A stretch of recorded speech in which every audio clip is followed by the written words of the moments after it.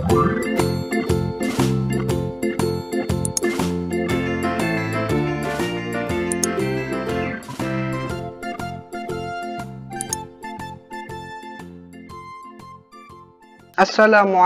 warahmatullahi wabarakatuh. Ketemu lagi bersama saya Profesor Matematika.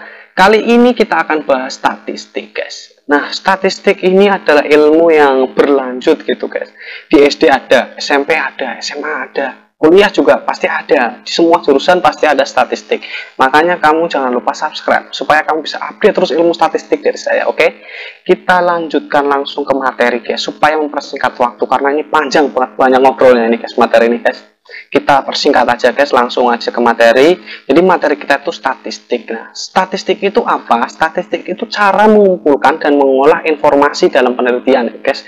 Saya tulis begini, kamu bisa catat itu. Statistik adalah ilmu yang mempelajari cara mengumpulkan data dan mengolah data. Nah, statistik ini dibagi menjadi dua cabang ilmu. Ada statistik inferensial dan statistik deskriptif, ya, guys. Statistik deskriptif, aduh ribet banget. Statistik deskriptif itu adalah ilmu statistik yang mempelajari tentang bagaimana cara mendeskripsikan data, menyajikan data. Itu cuman sampai menyajikan data tanpa ada perhitungan yang rumit-rumit. Sedangkan kalau statistik inferensial itu adalah ilmu statistik yang isinya itu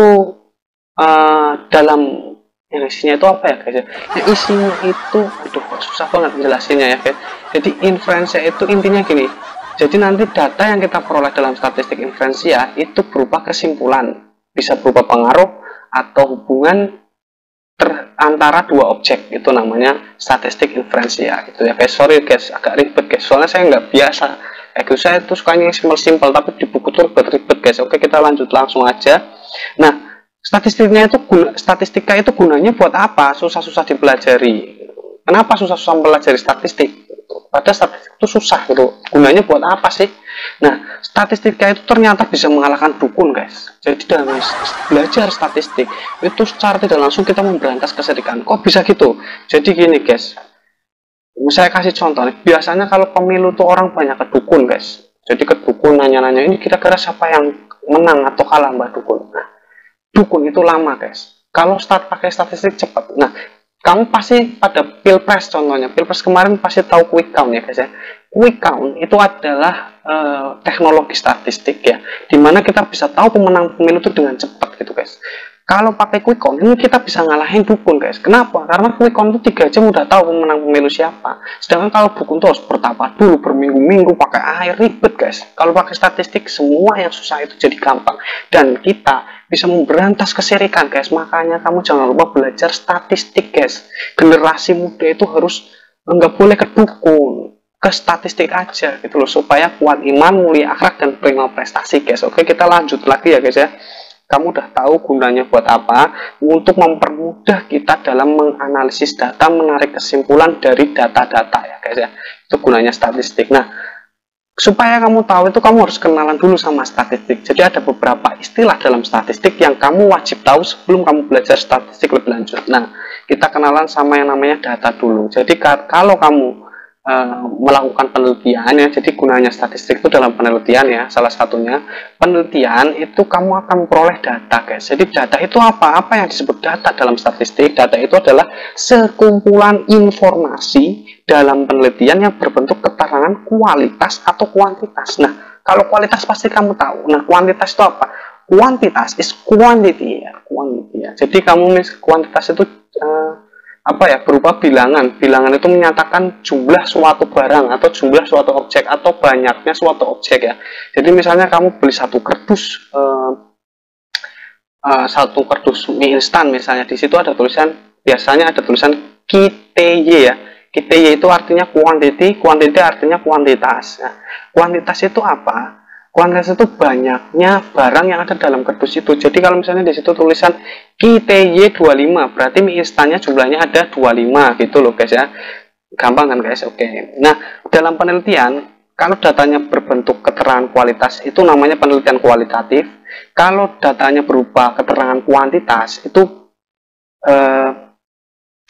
disebut sebagai penelitian kuantitatif. Nah, penelitian kualitatif itu kita nanti ketika melakukan penelitian kualitatif akan mendapatkan keterangan seperti rusak, bagus, baik, tidak baik ya. Diperoleh dengan cara pengamatan maupun wawancara. Jadi misalnya gini, kita meneliti tentang beras ya, secara kualitatif kita meneliti tentang beras.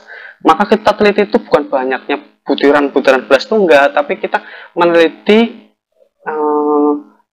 kualitas beras itu. Jadi, oh ini beras di Pemalang itu bagus banget, beras di Jakarta jelek banget. Nah, karena nanamnya di atas gedung guys. Kalau di desa-desa itu kan nanamnya di sawah ya. Desa di Jakarta nggak ada sawah, nanamnya di atas gedung, jelek berasnya gitu loh.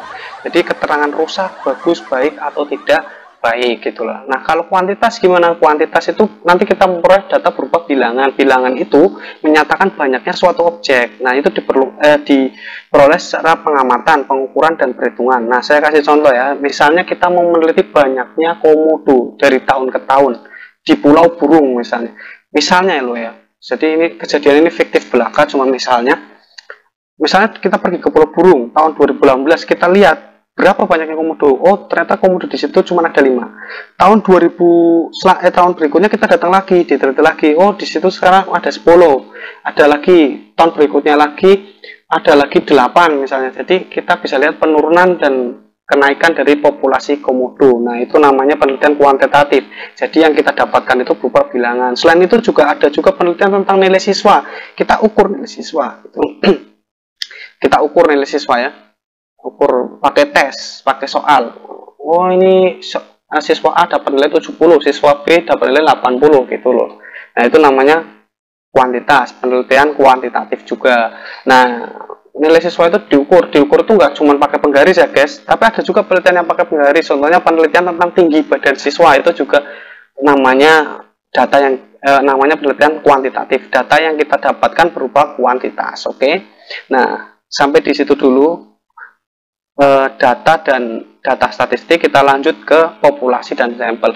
Nah, di dalam statistik juga ada istilah populasi dan sampel. Populasi dan sampel itu apa sih? Nah, ini populasi dan sampel itu apa? Yuk coba. Nah, populasi dan sampel itu contohnya gini. Jadi dalam melakukan penelitian itu kita perlu menentukan populasi, guys. Jangan sampai salah menentukan populasi. Jadi populasi itu adalah semua objek dalam penelitian.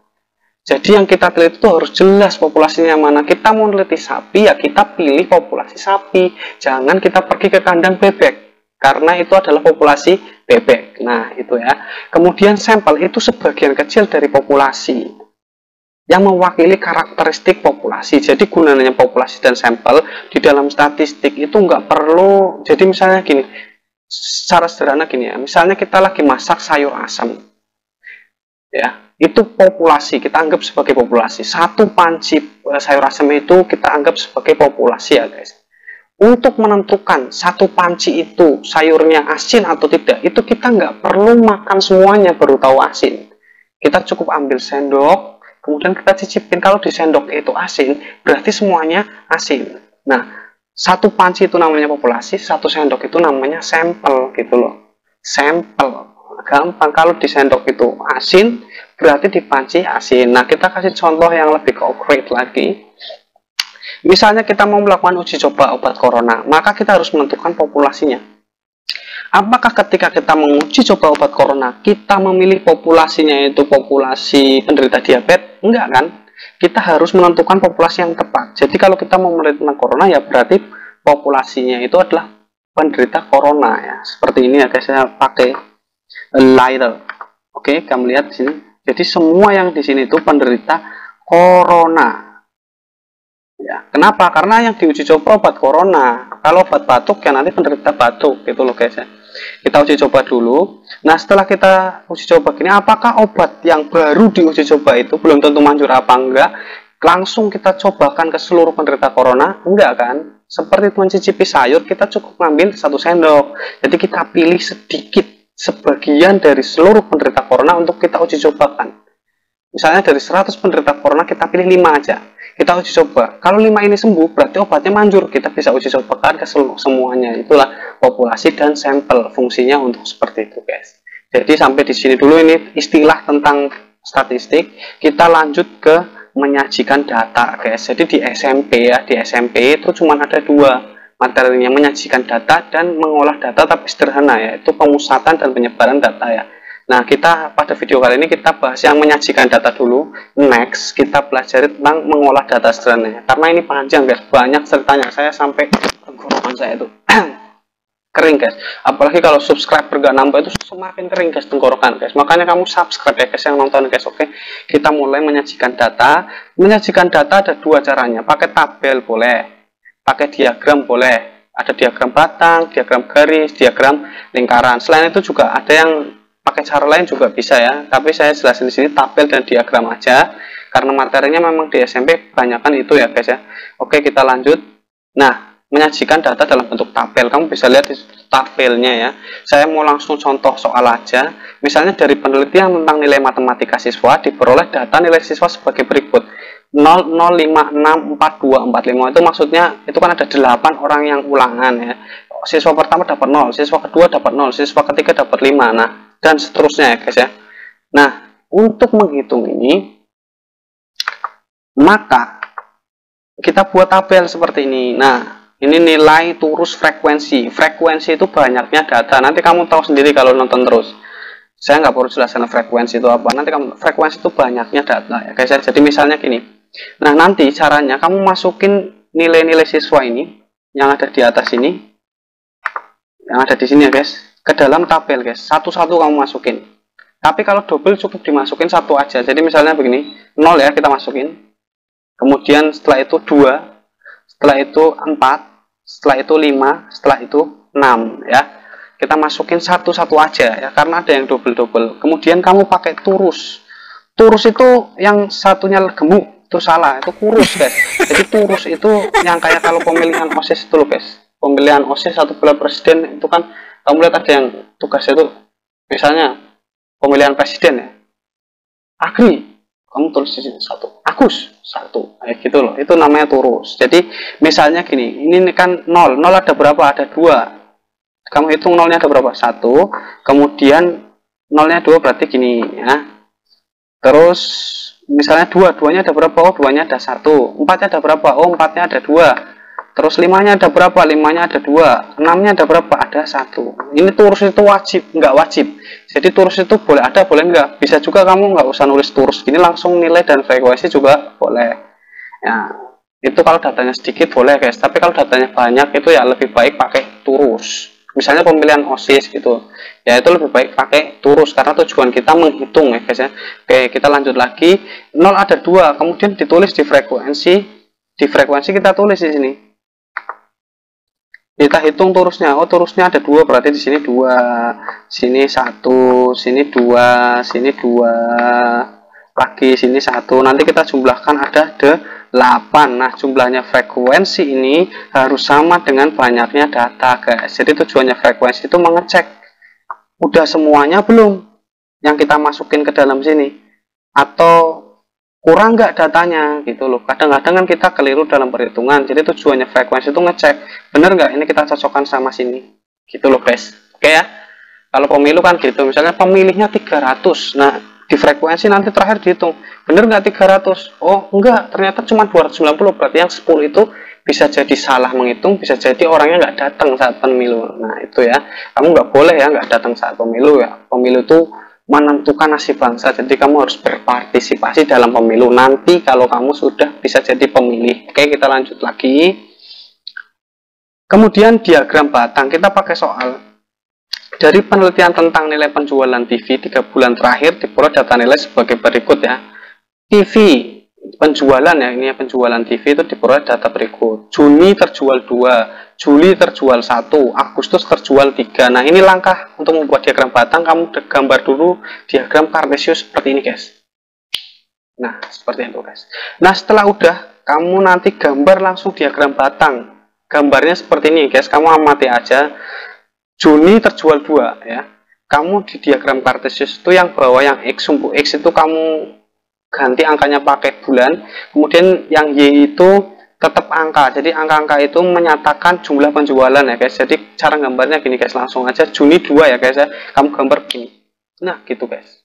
Kemudian Juli, kemudian Agustus. Hah, langsung gitu guys. Jadi gampang ya. Jadi kamu amati dulu boleh tabelnya, jadi nggak susah-susah, gampang sekali ya guys ya. Di Juni, Juli, Agustus, oke. Gampang banget guys, gampang banget ya guys ya. Jadi very simple guys. Oke, kita lanjut lagi ke diagram garis. Ini soalnya sama kayak tadi guys, sama. Jadi Juni terjual 2, Juli terjual 1, Agustus terjual 3. Kita gambar lagi diagramnya seperti ini. And then guys, and then tuh dan gitu loh. Lalu gitu loh. Lalu kita bedanya di sini kita gambar titik-titik seperti ini dulu guys. Nah, Juni 2 ya guys, Juli 1, kemudian Agustus 3. Nah, after that itu apa ya? Habis itu kita garis begini guys. Nah, udah selesai. Diagram garis itu very simple lagi guys, oke? Kita lanjut ke very simple yang ketiga adalah diagram lingkaran. Ini masih sama soalnya ya guys ya. Nah, bedanya kalau lingkaran agak ribet sedikit guys. Jadi kita harus mengkonversi bilangan-bilangan ini menjadi ukuran sudut dalam derajat guys, oke? Kita jumlahkan dulu di sini 2 tambah 1 tambah 3. Nah, ini kan sama dengan 6 ya guys ya. 6 itu adalah satu lingkaran penuh. Jadi lingkaran penuhnya itu ibaratkan 6. Jadi biar gampang langsung aja deh guys. Nanti kita hitung pakai rumus begini ya guys. Sudut itu sama dengan X per jumlah data. Ini maksudnya bukan jumlah, ini banyaknya data. X dibagi jumlah data kali 360. Jadi gini guys. Yang X itu adalah angka-angka ini loh. 2, 1, 3 itu X ya. Jumlah datanya apa ini? 6 ini di sini. 6 ini itu jumlah data ya. Gampang ya guys ya. 6 itu jumlah data. Nah, 360 itu sudut dalam lingkaran penuh. Nah, misalnya begini guys. Kalau kita mau ngitung Juni, berarti X-nya kita ganti 2. Jumlah datanya 6. Nah, 2 per 6 kali 360. Jawabannya berapa guys? Tahu nggak? Jawabannya berapa? Nanti aja ya guys ya. Kita lanjut lagi ke Juli ya guys. Juli itu 1, berarti 1 per 6 kali 360. Terus lanjut lagi ke Agustus. Wah, ini salah guys. Sorry guys. Ini Agustus guys. Agustus. AGS. Agustus ya. Ini aja ya. Agustus 3, berarti 3 per 6 kali 360. Baru kita hitung. 6. Coret dengan 360 itu 60. 60 kali 2 berapa guys? 60 kali 2 itu gampang banget ya guys, 120 derajat. Kemudian yang ini langsung aja begini. Ini 60 ya guys ya. Berarti 60 derajat. Nah, yang ini kita lakukan hal yang sama lagi. 6 bagi 360 ini 60. 60 kali 3 itu 180. Oke, gampang banget guys.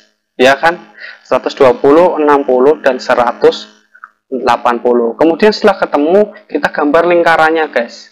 Kita buat sudut dulu yang Juni dulu, 120 kita buat sudut dulu. Terus kemudian kita buat sudut yang Juli, kemudian kita buat sudut yang Agustus. Caranya begini guys. Nah, kamu amati itu ya guys ya. Gambarnya bergerak-gerak guys. Nah, buru canggih guys, oke? Oke, kita lanjut seperti itu gambarnya. Nah, kalau udah selesai, baru kamu gambar yang bagus gitu loh guys ya. Jadi statistik itu nggak susah-susah amat. Nah, sampai di sini dulu pertemuan kita hari ini. Jangan lupa kamu itu belajar terus guys. Jadi kamu harus mengemban tugas. Kamu tuh mengemban tugas yang berat guys. Jadi memajukan bangsa, negara, dan agama itu susah. Dan generasi kamu itu adalah generasi penerus. Kamu harus jadi generasi yang kuat iman, mulia akhlak, dan prima prestasi. Assalamualaikum warahmatullahi wabarakatuh.